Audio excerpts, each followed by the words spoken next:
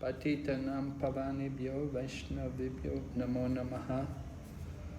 Jai Shri Krishna Chaitanya Prabhu Nityananda Shri Advaita Gadadhar Shri Vasadi Gaur Bhaktivedanta.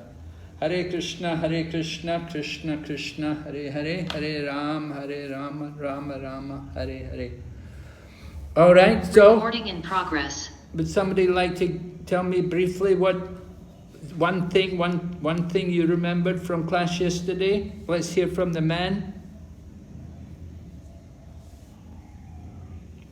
Any of the men can tell me one thing from the class yesterday? Maharaj, when we were hearing about Kamsa, although he was repentant, but then we also heard that he was putting the blame on destiny. So maybe what I understood is that he was not taking the complete blame on himself. Okay, very good. Yes, he was like saying it's all destiny and it was their karma, those children. What can be done about it? Not my fault. Okay, that's one thing. Anything else? Maharaj? Yes, Prabhu? Prabhuji, you go ahead, please. We also heard that Kamsa was very repentant of his actions. And so he tried to please his sister and brother-in-law. But at the same time, he had his own plans. He said that, how could I actually give away that particular child or spare the child who's going to... So he was trying to justify from his own angle. And as it is mentioned, that even Devaki said that in her political way of trying to appease him, that it is all about destiny. And further Kamsa also stated that it is all about destiny and their bad karma. But an interesting aspect of it is, immediately he consulted, soon after this, the plans with his ministers, how to eliminate this son of Devaki. So it showed that he was actually very duplicitous and a highly politically motivated person. Thank you, Maharaj. Thank you very much, Prabhu. Okay, so we're going on now. Chapter number 5 is entitled Meeting of Nanda Maharaj and Vasudeva. But actually the chapter begins with the description about the Vedic birth ceremony which was arranged in the home of Nanda Maharaj. Because Nanda Maharaj, of course, was blessed with a son. Hare Krishna. So we hear in the first verse, Nanda Maharaj was very magnanimous, and when Lord Krishna appeared as his son, he was naturally overwhelmed, because we're told Nanda Maharaj was elderly. He's older than Vasudeva. His hair is actually described as being grey. And so maybe he's like 50 or more years old. And Prabhupada said 50 is old, right? He said even 40 is old. So Nanda Maharaj was in elderly age, but he was blessed with a son. Blessed. You know, it's different today, you know, people, they don't want children often. They try to avoid it. And they do so many evil things to try to avoid the responsibility of having children. But Nanda Maharaj and his wife, Mother Yashoda, they were anxious to have a child. And they had, it's described actually, they'd performed many yagyas to even get a child. But it took a long time before they were successful. So when they were finally successful, naturally, he was very happy. And Nanda Maharaj wanted to do everything nicely. So he arranged to perform a nice celebration of the arrival of their child. Especially, it was fortunate that they'd been blessed with a son. Because usually in old age, it's more difficult to get a son. Usually you'll find the sons come first and then the daughters. And especially in old age, it's more difficult to, it's rare that you'll be blessed with a son. So Nanda Maharaj was certainly very fortunate. And not only was he happy, but all the people in Braja, in Vrindavan, in Gokul, where he was staying, they were also very happy, because Nanda Maharaj is like the king of the cowherds. He wasn't actually a king, we're told, but we're told it's called like that because then we can make Krishna a prince. And princes are always very attractive to the other young ladies. The young ladies like princes, so it makes Krishna even more attractive if we call Nanda Maharaj the king of the cowherds. So Krishna is the prince, the son of the king of the cowherds.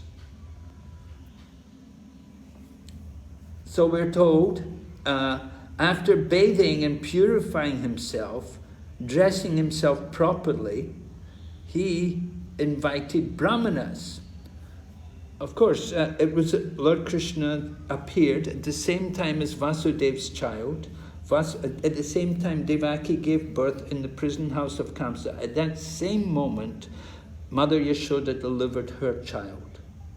And then, of course, there was a second child Mother Yashoda delivered. But Lord Krishna, Mother Yashoda, her child is Shamsundar Krishna, and Vasudeva and Devaki, their child is Vasudeva Krishna. So after the birth of Shamsundar Krishna, Nanda Maharaj wants to arrange a nice ceremony. And he invited the brahmanas who knew how to recite Vedic mantras. After having these qualified brahmanas recite Vedic hymns, he arranged to have the Vedic birth ceremony celebrated for his newborn child according to the rules and regulations. And he also arranged for worship of the demigods and forefathers. So he didn't actually do the worship of the demigods and forefathers, but he arranged for it to be done. So it's mentioned also, an important part in this section, in this first verse, is the Jati Karma ceremony. Jata Karma, which means that it's at that time when they do the Jata Karma ceremony, at that time the umbilical cord connecting the child to the mother is cut. Now Lord Krishna had been brought by Vasudeva to the house of Nanda Maharaj. But there was Vasudeva was so overwhelmed when he saw this child that he completely forgot about the Jata Karma ceremony. And he just brought the child over to the Nanda Maharaj's house.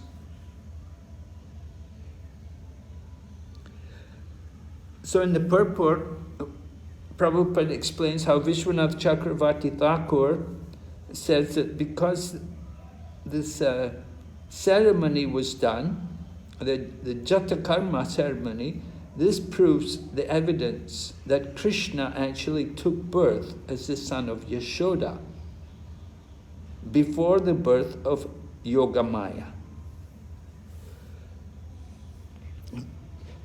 In the previous chapter, actually one thing which I didn't point out, which I regretted yesterday, which I should have pointed out, that in text number 9, in chapter number 4, it mentions about the younger sister. So the younger sister of the Lord, that was Durga or Yogamaya. So she was described in that way, proving that Mother Yashoda actually gave birth to 2 children.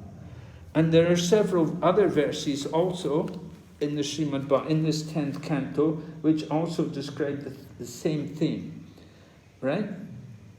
Yesterday we had text number 9, chapter 4, and then verse 14 in chapter 8, and then again it comes up in chapter 14, text number 1. And then there are other scriptures also, particularly scriptures like Harivamsa all describing that Mother Yashoda actually gave birth to 2 children and not 1. So when Vasudeva brought his son over, he brought over Vasudeva Krishna. So what happened then? Ramakrishna Prabhu, what happens? Vasudeva brings his son Vasudeva Krishna over to the home of Nanda Maharaj. Yes, Maharaj. So after he brings it over to Yashoda's place, he exchanges the child there, and he finds a girl besides Yashoda, and he drops the son besides her and picks up the other child. So we don't have a very clear note mentioned within these verses where the other child of Yashoda, the elder child who must have been the Krishna there, present. So the Acharyas have commented saying that this Vasudeva Krishna merged into the Yashoda Krishna, and that's how he was left over there. Yes, right. The Vasudeva form of Krishna merges into the Shamsundar form of Krishna. Now the child who appeared to Vasudeva and Devaki, he was born with 4 arms. But the child who was born to Mother Yashoda and Nanda Maharaj was 2 arms. So Shamsundar Krishna. And where does Krishna actually take birth from? Does he actually come from the womb? In this particular verse, it is referred as mana, means the Lord actually was inspiring Vasudeva within his mind, because he already resides there as the super soul. The Lord appears, not from the womb, not like an ordinary child. He actually came from the heart. So how could they do this, this Jata Karma ceremony? That's an interesting thing to be understood. How could they do the Jata Karma when he came from the heart? Well, Maharaj? yes? I have a question. So does it mean that Mother Yashoda has twins? Well, she gave birth to 2 children. Certainly she gave birth to 2 children. Yeah, you could say twins, but remember we told Vasudeva came over in the middle of the night, everyone was asleep, nobody knew. And Mother Yashoda was also tired from the labor. And by the influence of Yoga Maya, she'd forgotten that she'd delivered 2 children. Yes.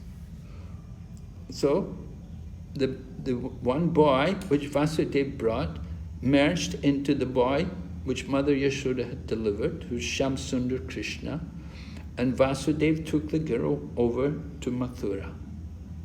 And she revealed herself as a demigod, Durga. So we don't usually refer to Mother Yashoda as having twins, but you could speak of it like that, because certainly she gave birth to 2 children, one after the other. First of all, the same time Devaki was delivering Krishna in Mathura, at that same time Mother Yashoda was delivering Krishna in Gokul.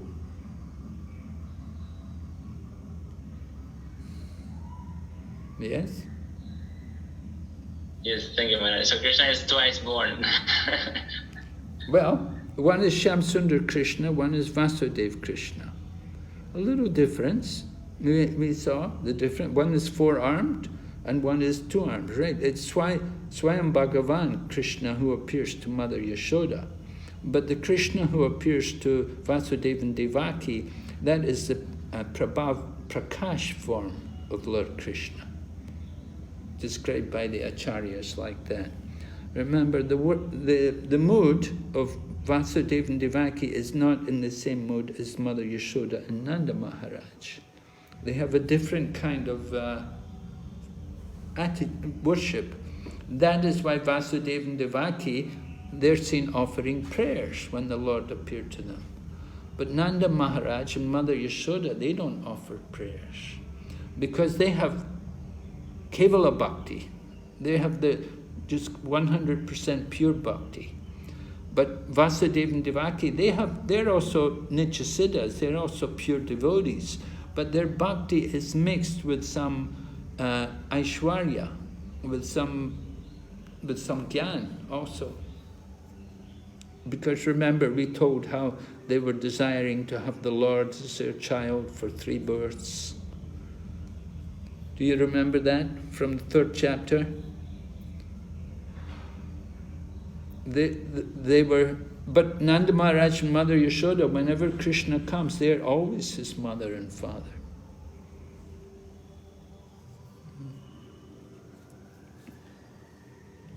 So Vasudeva and Devaki, they got to give birth to the Lord, but then they were in the prison house of Kamsa, and they had to take Krishna to save. They wanted to protect Krishna because they're also in Vatsalya Ras. So they want to protect Krishna. So they took Krishna over to the home of Nanda Maharaj, who was a very dear friend. We'll hear in this chapter how Nanda Maharaj and Vasudeva, they're brothers actually. So Nanda Maharaj was given the child, Shamsundar Krishna, but he didn't know. He didn't know it was Vasudeva's child. It was all done secretly. Vasudeva came in the night, everyone was sleeping, he didn't tell anyone, he simply changed the children. He substituted his child for he took their child, the female child, who was delivered by Mother Yashoda. Right?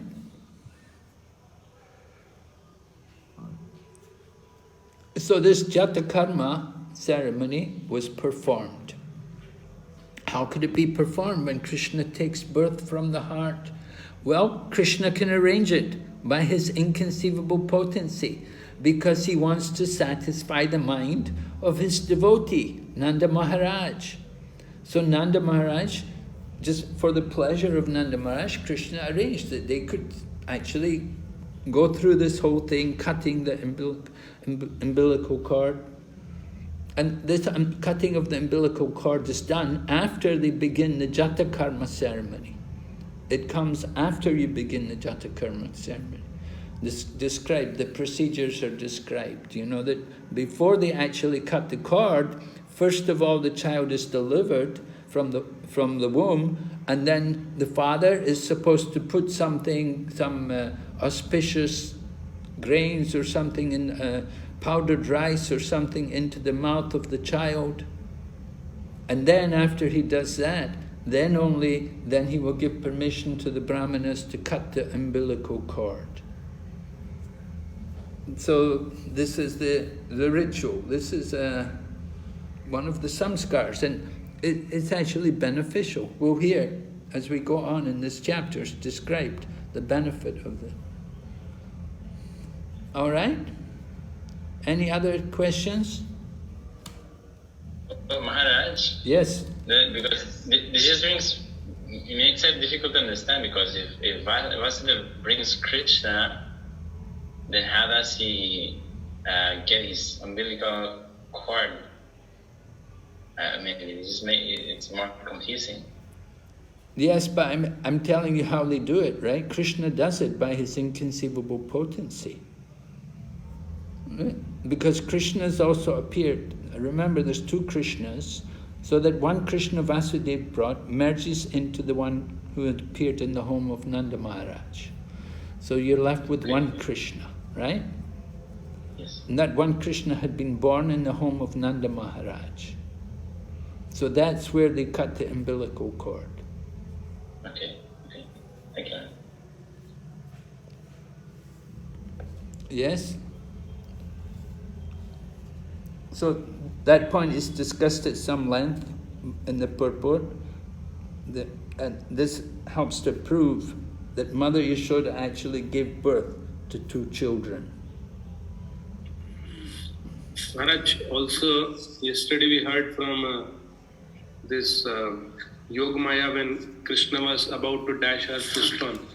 She said, the child who is going to kill you has already taken birth somewhere. So that's also a proof that Krishna had taken birth not in the prison, but somewhere means in the Gokul. Okay, yes. The child who's meant, but of course the child who's going to do the killing is actually the Vasudeva Krishna, right? It's actually Vasudeva Krishna. It's not the Shamsundar Krishna. Shamsundar Krishna, he doesn't do the killing. The killing of the demons is done by Vasudeva Krishna. So it wasn't actually true that the child who's meant to kill you has taken birth some other place. Of course, he'd gone some other place, but anyway, it's an interesting point. But these words were spoken just to agitate the mind of Kamsa and let him know that he has to worry, he has to think what to do, how to save himself. And so this is all of these things are arranged by the pastime potency of the Lord. Is that all right? Yes, thank you, Maharaj. So Prabhupada writes in the purport there towards the end of text number 2, Nanda Maharaj did not see whether the cord was cut or not. Thus he performed the ceremony very gorgeously. According to the opinion of some authorities, Krishna was actually born as the son of Yashoda. In any case, without regard for material understandings, we can accept that Nanda Maharaj's celebration for the ceremony of Krishna's birth was proper. This ceremony is therefore well known everywhere as Nandotsava. Even in ISKCON on our Vaishnava calendar, the day after Janmashtami is Nandotsava. Of course, it's also the appearance day of our founder Acharya, Srila Prabhupada, but the traditional name is Nandotsava. It was named after Nanda Maharaj. Nanda Maharaj's child. Krishna was Nanda Maharaj's child. But Nanda Maharaj is so magnanimous, he lets Vasudeva and Devaki get the credit. They're known more as to be Krishna's mother and father. The people of Vrindavan, however, the Brijbasi people, if you ask them who is actually the Supreme Lord, they will tell you Nanda Papa and Yashoda. They know. The people of Vrindavan know. And Vishwanath Chakravarti Thakur and many other great acharyas, they've also established that. If you read the different commentaries, you'll see they all confirm. And it's also here in Prabhupada's books. You go through it carefully, you'll see it's shown there that actually the real father and mother of Lord Krishna is Nanda and Yashoda. So Nanda Maharaj, he is going to perform his Vedic ceremony in celebration of his wife giving birth to a child, and he gives charity. And it mentions what charity he gives. He's a very magnanimous personality, Nanda Maharaj. Right? You can think of some people who are very good in giving charity. Who's described in our literature? Who gives a lot of charity? Bali Maharaj. Bali Maharaj. Bali Maharaj, oh yes, right. Well, yeah, the Lord came personally to get charity from him. Yeah. Anybody else? Karna. Karna. Karna, yes. Karna. Yes, he's known to be giving charity. King Nirga. Who? Nirga, King Nirga. Yes, Nirga. Yeah, Nirga. That's the one. He gave a lot of charity, didn't he? But he got trouble. But anyway, he was certainly giving a lot of charity. King Maruta. King Maruta. Maruta. Okay, yes. Rantidev. Rantidev also. Rantidev. Yeah, he would give the food, his last food, right? He was not very wealthy, but whatever food he had, he would share, he would give it to the people who came to his home. Rantidev, very magnanimous. Also we have Janak Maharaj, he gave a lot of charity. We have also Prithu Maharaj, he was also... But Nanda Maharaj is more magnanimous than any of them. When we read about the charity he gives, it's just overwhelming. Because remember, he's so happy. He's got the Supreme Lord as his son. So first thing he gives away 2 million cows. And they're fully decorated with cloth and jewels in charity to the Brahmanas. And then he gives also 7 hills of grain. So I was reading today the commentaries, it said 7 hills of sesame actually. It said that they described it as being sesame, what he was giving. And it was covered with jewels and with cloth decorated with golden embroidery. So the idea is the hills with the golden embroidery, it's like Meru mountain. So this is the idea that he's giving away hills like Meru mountain. So he was his charity is not finished yet. We're going to hear more about the charity which he gave.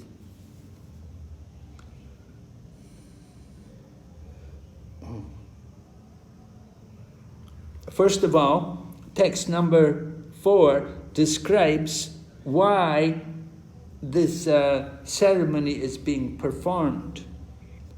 This Jata Karma ceremony, the Vedic rites, the rituals in honor of the child. Because purification, we want to get purification. Purification means getting rid of the contamination. So I'll just read it to you, text number 4. O king, by the passing of time, land and other material possessions are purified. By bathing, the body is purified. And by being cleansed, unclean things are purified. By purificatory ceremonies, birth is purified. By austerity, the senses are purified. And by worship and charity offered to the Brahmanas, material possessions are purified. By satisfaction, the mind is purified. And by self-realization or Krishna consciousness, the soul is purified.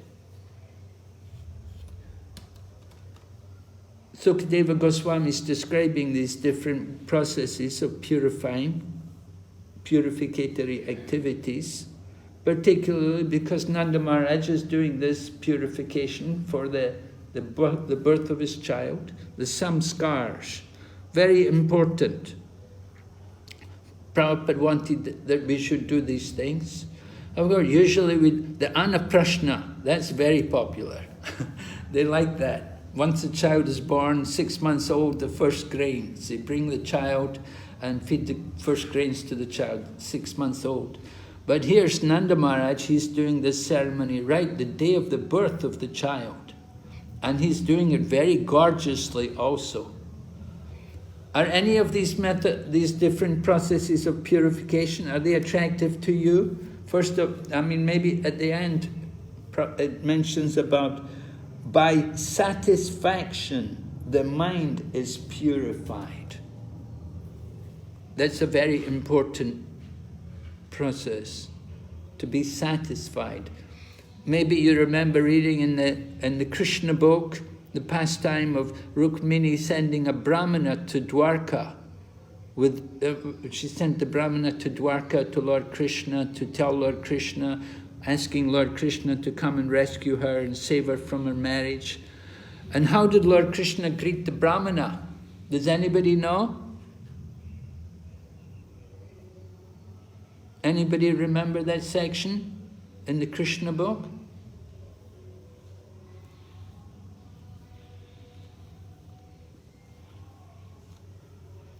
Anyway, Lord Krishna asks the Brahmana, how are you, my dear Brahmana friend? Are you peaceful? Is your mind peaceful? In other words, are you following the religious principles? Are you satisfied? We must keep it's very important to be satisfied. There was a nice devotee who used to work in the Krishna Balaram Mandir. I don't know if you remember him. He served in the Krishna Balaram Mandir for 32 years. And his name was Vibhu Chaitanya. He was an elder, he passed away now in old age, but he was a very amazing person.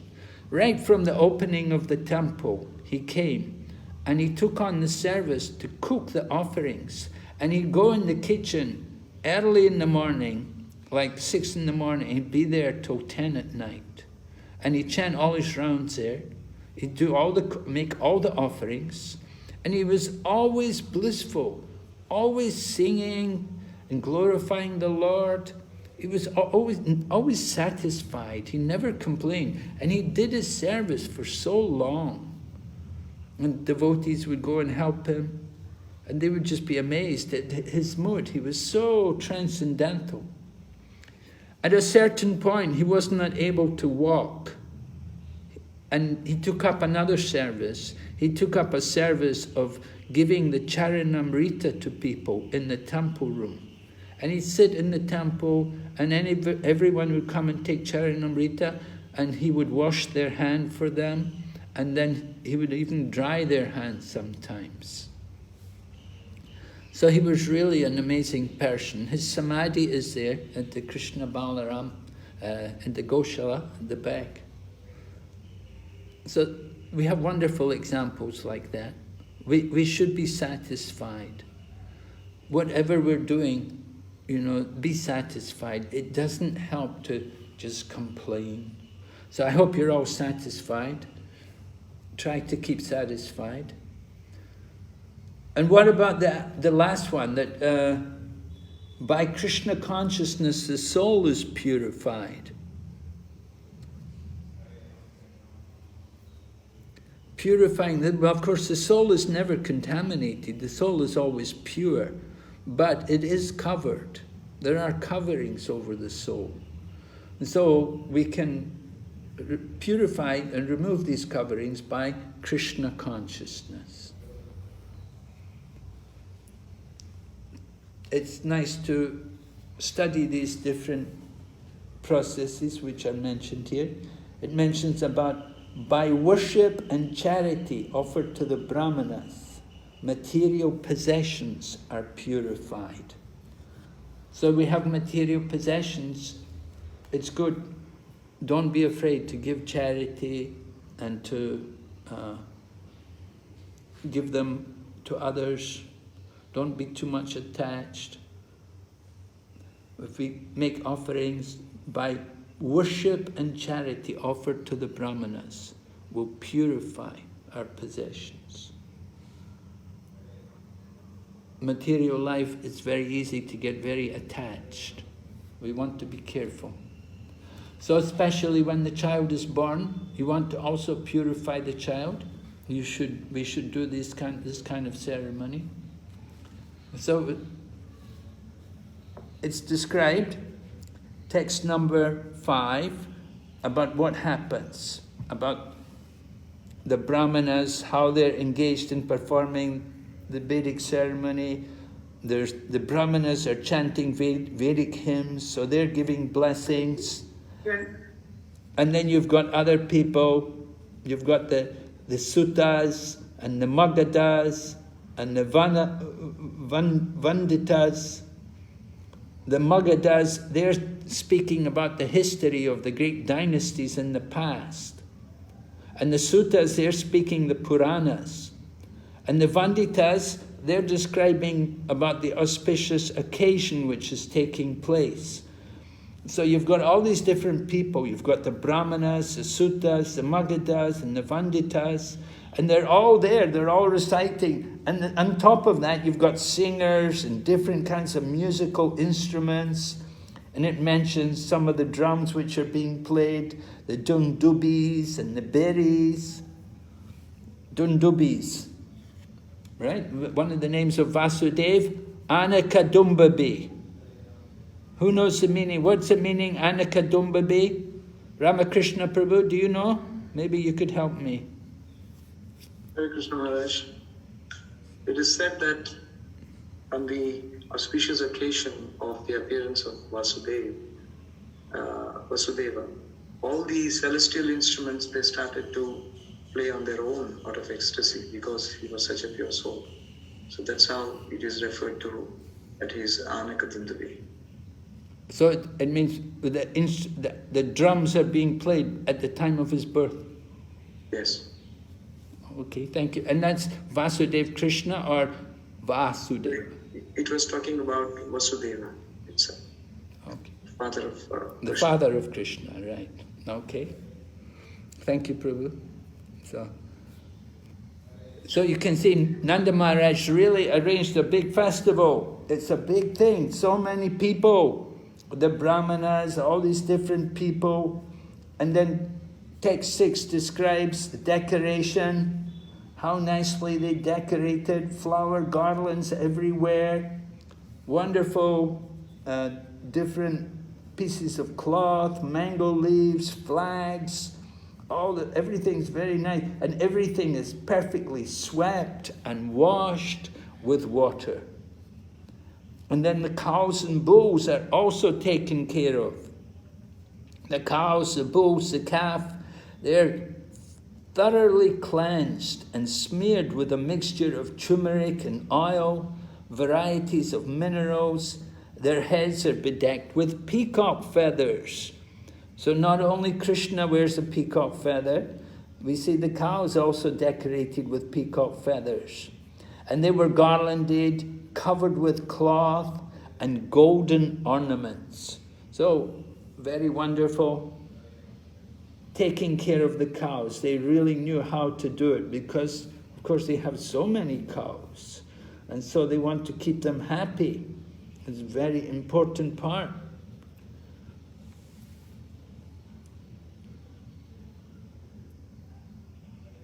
And then the cowherd men come, and they're dressed also very nicely. And they come with valuable ornaments and garlands, such as coats and turbans. Or garments such as coats and turbans. And described also, they brought also valuable jewels with them. They were giving they wanted to give jewels to Nanda Maharaj, or in honor of the child, the birth of the child. So they were dressed very opulently, not like Prabhupada remarks, nowadays you see the people in the villages, in Nandagram and like that, that they dress in a ragged way. But in the times of Lord Krishna, they were dressed very nicely. Of course, 5,000 years ago, everybody lived in the villages. Just like here in Mayapur, when we go on parikrama, we go to the different places in the outskirts of Navadvip Dham, and we see there are big houses there, where in the past people used to live. But they've all gone. Where did they go? Oh, they went to Calcutta, or they went to Bombay, or they went to Delhi, like that. They've all moved out. They all went to the cities. And so the people left in the villages are just like sometimes children and the older people. And you find the young people all go to the big city to live in the city. So in this way the village life went down, but 5,000 years ago, in the time of Lord Krishna, was very opulent. And the people were very wealthy and opulent. They lived very nicely. Then the ladies are described, the gopis. The gopis are also very joyful because Mother Yashoda has given birth to a male child. Even though she's not a young woman, she gave birth to a male child. So all the people in Gokul, they all feel so happy, they're so joyful about it. And the ladies are described, right? How are the ladies described there in Vrindavan? Are they healthy? Are they good looking? They're very attractive. They're described. They're described that how they dressed. They had ornaments and ointment around the eyes and so on. Then it's described also that they had full hips and full breasts, and so they were very healthy. They were very attractive women, and they were not dressed in rags. They were very nicely dressed and decorated. So they all come to see Mother Yashoda, and they bring presentations in their hands. And in their hands, they bring presentations. Actually, they bring it on gold plates. It's interesting, you know, Bangladesh also, although we think of Bangladesh as being a poor country, there are many Bengalis from Bangladesh. They're working out of Bangladesh. They work out of Bangladesh. They go to places like Singapore and work there, and they send the money back to Bangladesh. So you go to Bangladesh, you'd think Bangladesh is poor, but when you see the ladies, they all come with so much jewelry. They have so many jewels, so much gold, so many nice necklaces and rings and so on. So they're not poor at all. Of course, their husbands are away from home, working there and sending the money home to them. So that's not how it was 5,000 years ago. 5,000 years ago, the men were at home. And Mother Yashoda, she's there with her child, and all the ladies, they're also very joyful. The ladies are more happy than the men. You know, naturally, when a child is born, the men, they don't worry very much about the child. Not a very big thing, not very exciting for them. But for the ladies, oh, it's a very big thing. When a little child will come in, a little child will walk into the room, and you see all the ladies immediately. The little child will get the attention of all the ladies. The men, you know, we men, we just sit there, we don't worry about it. But the ladies, they're all drawn to the child. So here also in Vrindavan, with the birth of Krishna, it's really, the ladies, they're really enjoying, they're really happy about that, and they've come to take part in the birth celebration. The wives of the cowherd men.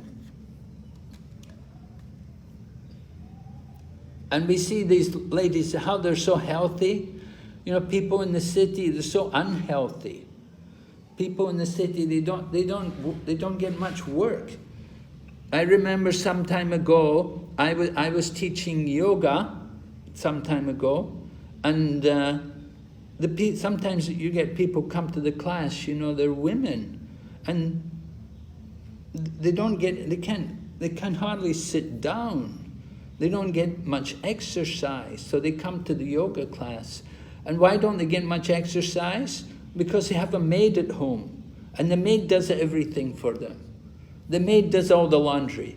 The maid does all the bending and the cleaning and so on, and they don't do anything. And so then they need exercise. They come to the yoga class. Nowadays, everything is made easy. Washing machines, put everything in the washing machine. Nobody wants to bend down and wring out the clothes and do these things. We get machines to do everything. The grinding of spices used to be done by hand. Nowadays it's all done by machines. Everything is like, get machines to do it. Everybody agree? Any comments? No comments. Ladies, what do you say, ladies?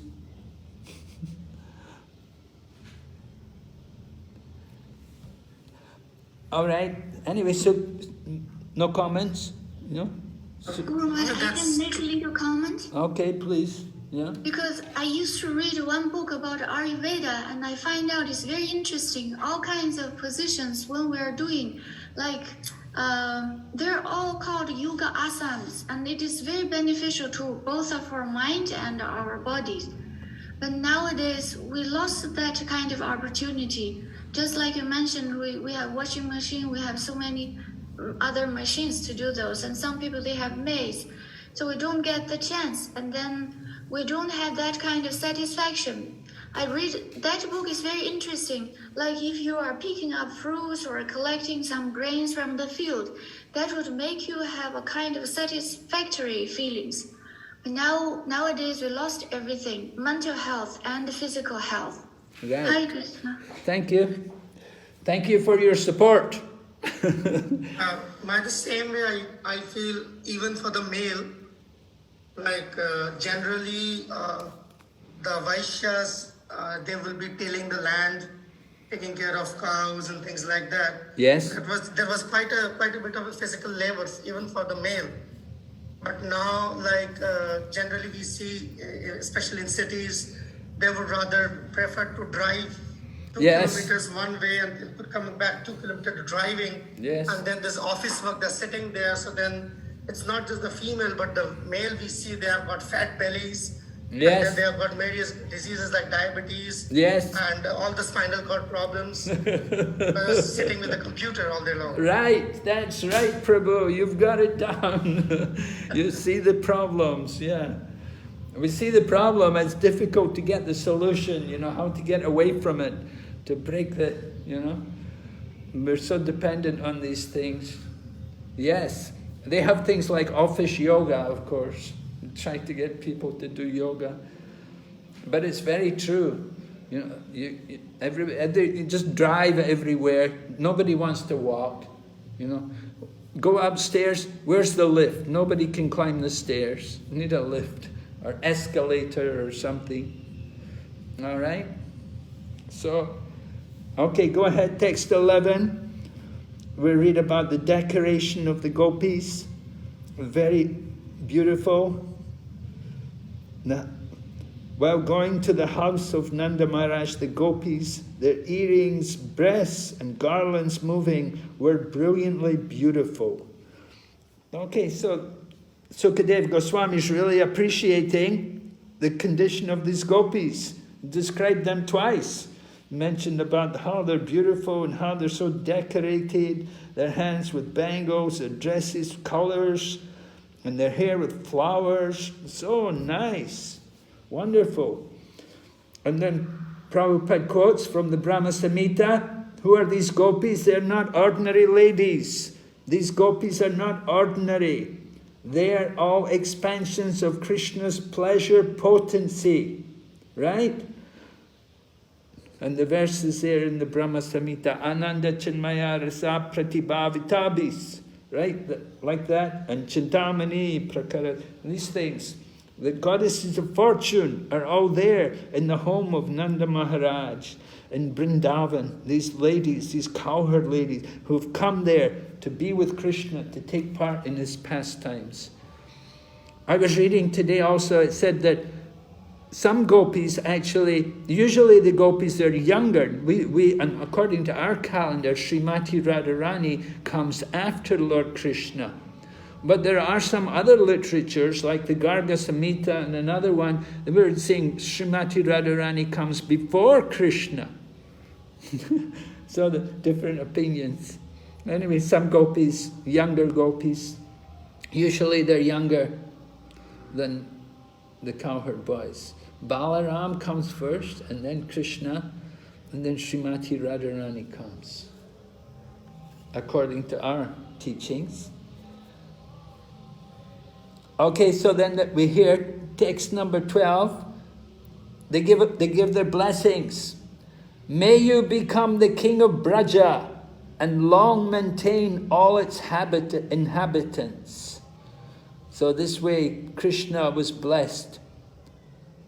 The wives and daughters, they said like that. They gave their blessings to the child. They sprinkled turmeric powder, oil and water over the Supreme Lord, over the birthless Supreme Lord, and offered their prayers. Very wonderful. Get the blessings like that. Now, one other thing. Why did Nanda Maharaj give so much charity? What was it? Well, we mentioned he gets purified. But what was his reason actually in giving charity? Nanda Maharaj is not thinking about his purification. Why did he give so much charity? Does anybody know? Ramakrishna Prabhu?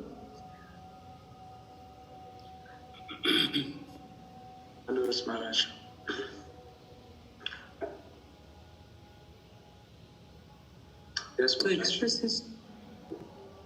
you were referring to like why did Nanda Maharaj gave so much of charity. Yes. Not only that, he was extremely happy, and because the Lord also inspires his pure devotee, and that's the reciprocation that he does with all the living entities to whom he is so dear, especially the Vrajavasis who are such pure devotees of the Lord. Yes, that's right. Nanda Maharaj knows that if he pleases the devotees, then Lord Vishnu will be pleased. Lord Vishnu will be satisfied. If the devotees are satisfied, then Lord Vishnu will also be satisfied. And if Lord Vishnu is satisfied, then he will bless his son. So Nanda Maharaj is thinking, because he's a father, he's worried about his son. He wants to get protection for his son. This birth ceremony which he's doing, this is to create auspiciousness for his son, that his son will be protected, that he will be protected from all the inauspiciousness of the world. And so by giving charity in this way, he is able to get the blessings of Lord Vishnu. We get the blessings of Lord Vishnu by pleasing Lord Vishnu's devotees. So serving the Vaishnavas is very powerful. Nanda Maharaj is described in the commentaries of the Acharya how Nanda Maharaj gave so much charity. And it wasn't just what he wanted to give. People would, whatever they wanted, he would give them. They could ask for anything and he would give them. And they were giving so much charity. So everyone, according to their caste and position, of course, they'd be provided for. Everything was done very nicely.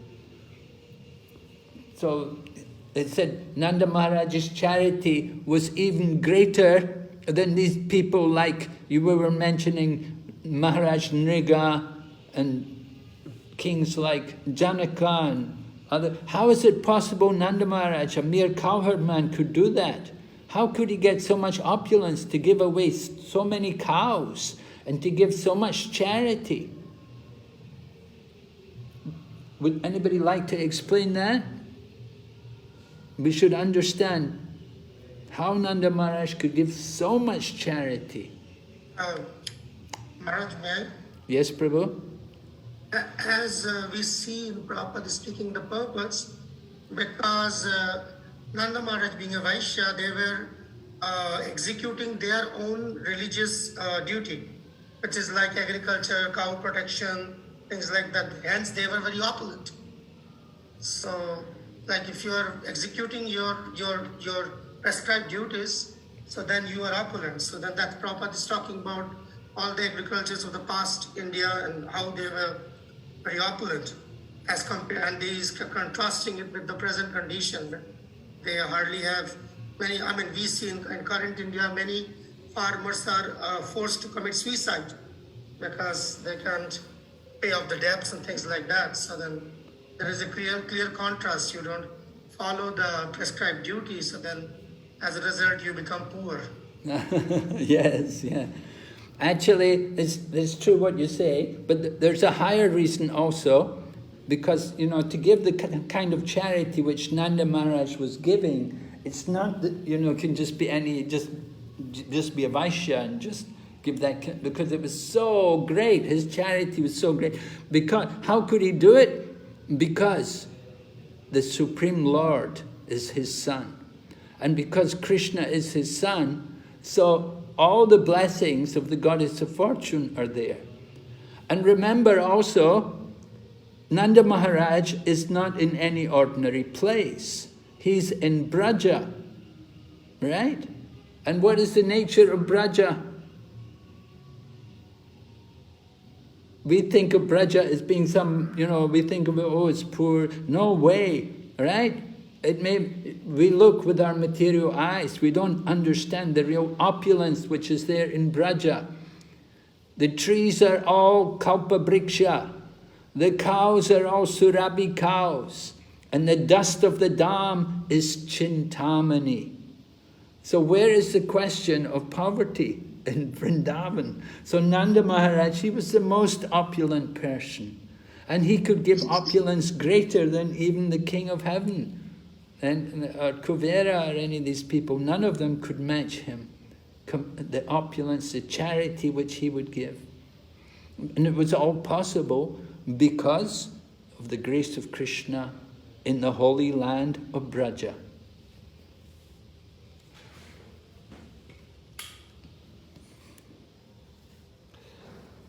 Okay. Maharaj, Yes? then all the Vrajavasis are also should be opulent. Then to whom he has given? Then everybody should have that same opulence. Well, remember, you see, not everybody, just because they're... Vrindavan is not just a place on the map. You know, who is actually a Brajbasi? It's not just living there in Vrindavan. You have to have also the consciousness. You have to be in pure consciousness. We're talking about 5,000 years ago when Lord Krishna was personally present on the planet. So with Lord Krishna personally there, then certainly that will remove all the things which were lacking. There'd be nothing lacking, no scarcity of anything, because Lord Krishna has personally come there. There's no question of scarcity. Imagine also in Gopi Gita, the first verse, first text, the Gopis sing that since you have taken birth, it appears that Lakshmi has been residing in Braja forever. Right. Jayati Taitikam Janmana Braja Shayata Indira Shasvadatahi. Right? Indira. So Lakshmi has come to reside in Braja. Definitely, because Lord Krishna is there. So Lakshmi resides also in Braja. So certainly in the times of Lord Krishna, there was no scarcity 5,000 years ago. So Vrindavan is a holy place. We have to properly honor it. And then Lord Krishna reveals the nature of the Dham. And we see how the Goswamis lived there. The Goswamis lived there and they lived very simply, but they were able to build such big temples. How were they able to build such big temples? Radha Govinda, Radha Madan Mohan, these huge temples, amazing temples. Krishna arranges. Krishna sent people. Of course, they don't care. They're not anxious for their maintenance. They can live very simply. And the Brijbasi people also, they don't worry, although everything is Chintamani, they don't think of sense gratification. The Brijbasi people, they don't want anything from the Surabhi cow or from the Kalpa Vriksha. They just simply want flowers and milk to worship Krishna. They're only thinking of the worship of Krishna. They don't think about sense gratification for their tongue or for their bodies. So that's the nature of these Dhamvasis. Actually Dhamvasis. Those who are actually Dhamvasis, they're like that. Guru Maharaj, can I add a little comment? Okay. According to Sanatana Goswami, he had a analysis, a purport to verse number 16. I think that one give a little hint of Srinivas Gopal Prabhu's question. He mentioned that he gave cloth and other items such as go to the covered men and women, to the bards, the singers and musicians who made their living by their skills. And actually whatever he's giving to them has two kinds of meanings. On the one hand, he's giving them, he knows what they desired most, or what was known as the most excellent. Another layer of meaning is, or he gave not only to those who made a living by their skills, like the singers, the reciters, but also to the most unfortunate. Shall we understand this most unfortunate, maybe because of pastime, so they appeared like most unfortunate? Because as you mentioned, in Vraja, when Krishna appeared, it's not possible that they are lacking of anything.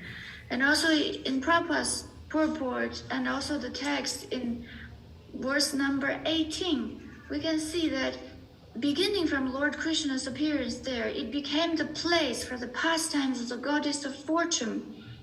And the last sentence of the purport says, Nanda Maharaj's abode was already opulent, and since Krishna had appeared, it would be opulent in all respects.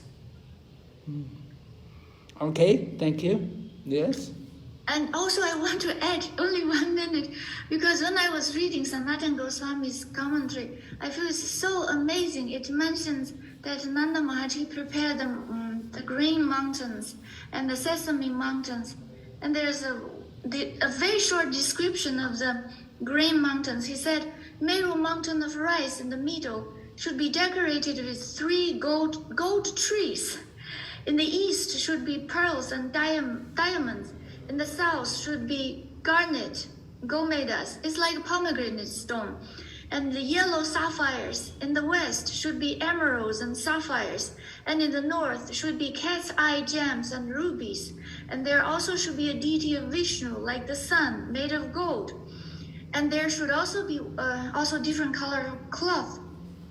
And anyways, so opulent. When I read, I just feel amazed. Yes, that's right. We want to understand the opulence of Nanda Maharaj. He's certainly not an ordinary person. And he's so magnanimous. You know, an elderly man, and his wife, they were given a son. People were thinking that they didn't want a son because they thought, oh, they're already old, they won't want children now. But when they were blessed with a son, he was actually very, very happy. And he thought, this is really wonderful. And he's so happy to give charity because this is how he pleases Lord Vishnu. He pleases the devotees. You satisfy the devotees, and by satisfying the devotees, Lord Vishnu himself is satisfied. And when Lord Vishnu is satisfied, then his son will be safe. So Nanda Maharaj is thinking like a real father. He's thinking of the welfare of his son, and he wants to do everything for his protection. And now there's a beautiful description about how opulent it is in text 14. Jalangi jumped ahead a bit. I want to go back. We didn't cover text 14 because it talks about the mood of the festival and how they're enjoying and they're splashing one another with a mixture of curd, condensed milk, butter and water. And they threw butter on one another and smeared it on one another's bodies. And in other commentaries it describes how they would slip because the ground would be covered with the butter and the ghee, and they would slip and fall down, and then their whole bodies would be covered in the butter and the yogurt and the ghee, when they tried to get up, they'd fall down again because the ground was so slippy. And this way they were really laughing, they were having a wonderful time, everybody was enjoying. Just imagine how opulent it was. Even the drains were blocked. But you know, when we get blocked drains, it's not like their drains were blocked with ghee and butter and yogurt and things. Our drains get blocked with all the garbage and dirty water. It's such a difference. So it was really a festival. They were having a very nice festival. Everyone's very happy. And they had so much milk. There was so much milk, everybody could enjoy. They were throwing it, you know, balls of cheese and condensed milk. Could you imagine it? Oh my goodness, people would go crazy, right? Just to get these things. Just like sometimes we throw these things and people all rush to get it. So this was the opulence 5,000 years ago. How wonderful it was all taking place there. And then text number 1516 describes Nanda Maharaj gave clothing, ornaments and cows in charity to the cowherd man. Previously he was giving to the brahmanas. Now he's giving to the cowherd man in order to please Lord Vishnu. And thus he improved the condition of his own son in all respects. he distributed charity to the suttas. Remember the suttas? They're reciting the Puranas. And then the Magadhas, and they're reciting about the glories of the previous dynasties. And the Vandis, they're glorifying the occasion. And then others, other professions, according to their educational qualification, he satisfied everyone's desires. Everyone should be happy. That's a festival, right? Everyone's happy, enjoying. So this is Nandotsava. This is the original Nandotsava, 5,000 years ago. How wonderful.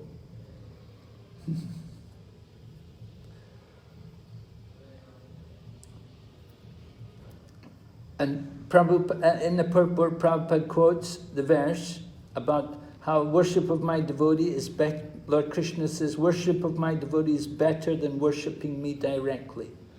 So this is the principle in giving charity. You give charity, you satisfy the devotees, and Lord Vishnu is also happy when he sees the devotees are happy. Sometimes we would go to temple. I remember once I was in Tirupati, and we were staying at Hatiram Swami's ashram. Hatiram Swami is famous there. They actually cook the Mangal Arti sweets every morning for Mangal Arti. So they were doing a yagya, and we attended, and they came and they gave everybody present. They gave everyone charity. They didn't give a lot, but they gave some money. They gave coins or gold coins or something, or money like that. It's a custom. Satisfy the devotees. Another time in Vrindavan, there was a disciple of His Holiness Giriraj Swami, and she was leaving her body. She had cancer, and at that time she didn't have long left.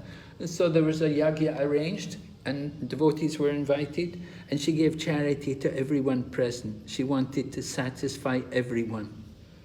So it's very nice. That's the principle. Get the blessings of the devotees. And by the blessings of the devotees, you get the blessing of Krishna. All right, we'll take a break. 10 minutes. Please, have a break. Recording stopped.